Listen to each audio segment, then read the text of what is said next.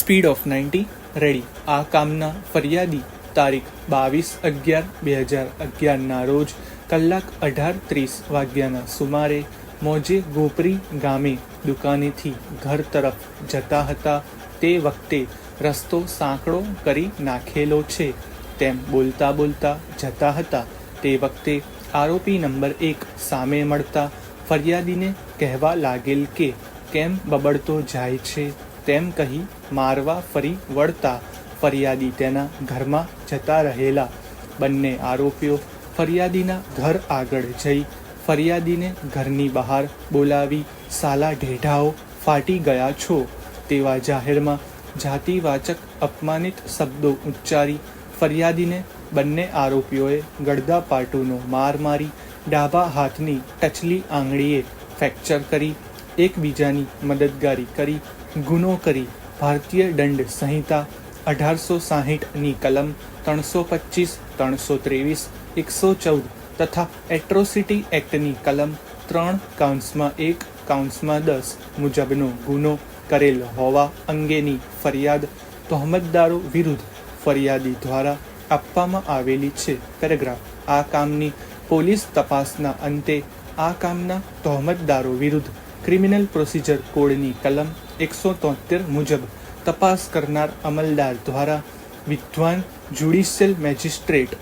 સાવલી કોર્ટનાઓ સમક્ષ ફોજદારી case number 5031/2011 થી ચાર્જશીટ દાખલ કરવામાં આવેલું.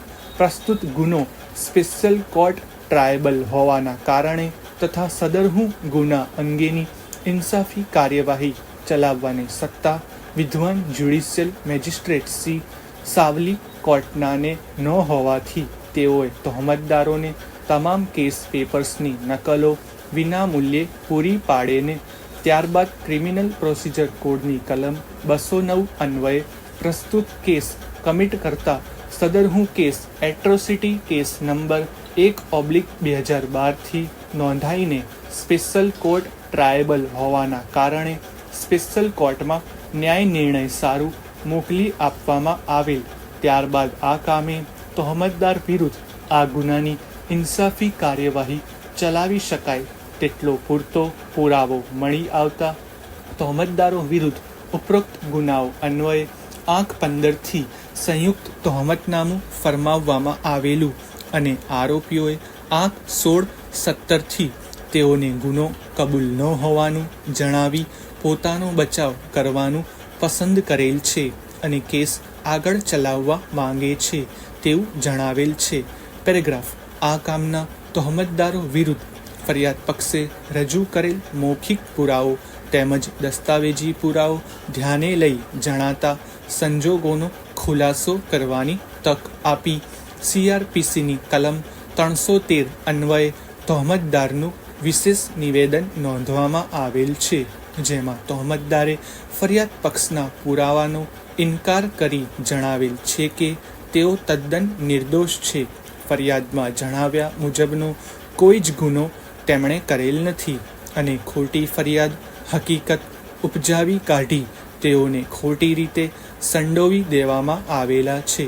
તહોમતદારો બચાવમાં કોઈ સાહેદો તપાસેલા નથી કે સોગન ઉપર જુબાની આપેલ નથી. પેરેગ્રાફ.